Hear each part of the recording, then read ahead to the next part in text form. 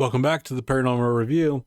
Today we got a video, and actually this is a really good video, guys. It's a really good film put on by Reality Entertainment and the Sylvana Corporation. And this is actually great, great footage, great information. It's actually, I would recommend you watch this. It's very, the information and all the stuff that's put forward in this video, I really, really like it. I would highly recommend. Anyways, I just had an answer to what these guys, it's Dr. Meldrum from the University of Idaho or whatever. He comes out with, with this gentleman here that's filming, and but they have a question about this tree here, and what they're discussing is that this tree here is snapped while a bunch of other ones around the area have not snapped, and what would have done that. And they're discussing, well, wind wouldn't have done that because wind would have snapped these other ones as well, right? And kind of wrong, right? And I'm going to tell you why, and at least in my opinion and what I've experienced and what I've seen, and their main contention is as to why this one must have been snapped by a Bigfoot while other ones didn't, is that some of these other trees are less well off, right? So I'm going to put a little video in a card up at the corner of a video I just barely made like 2 weeks ago showing all kinds of trees snapped over from the snow, right?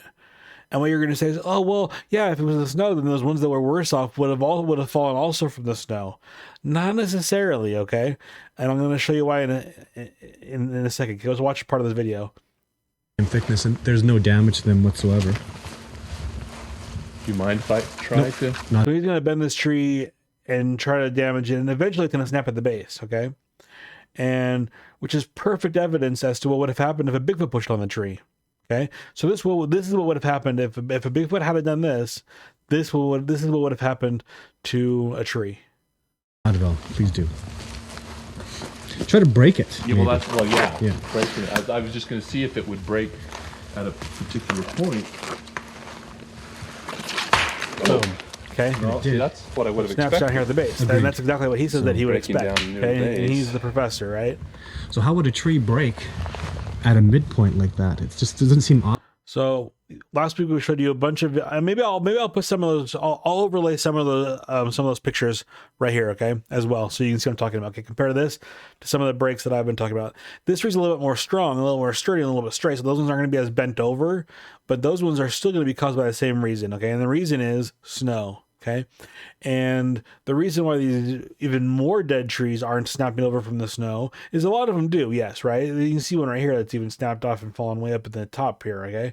But the reason why the ones that are more dead, they get a lot of, so what happens to this tree, for example, is at one point it was standing straight and all kinds of snow landed in its branches, okay? And the tree got so heavy that all of a sudden, at its weakest point, which is going to be here, it's, for some reason, whatever's happening here, if there's some wood rot, woodpeckers got to it, there's some beetles, whatever it is, for some reason, this is the weakest spot of this tree, right?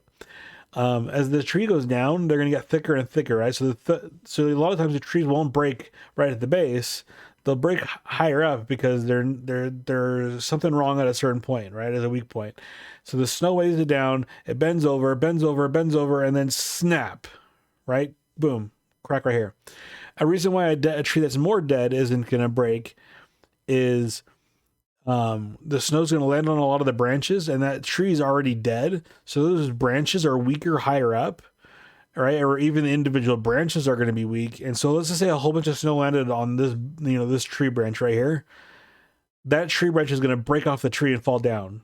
And it's not going to knock the whole tree over, but a whole bunch of other smaller branches are going to fall. If you could even see that this tree that they said was more dead has a lot less branches on it than this one does, right?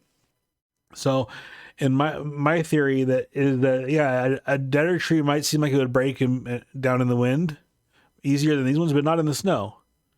Because in the snow, individual tree limbs are grabbing a bunch of snow and they're breaking off individually rather than the whole tree coming down.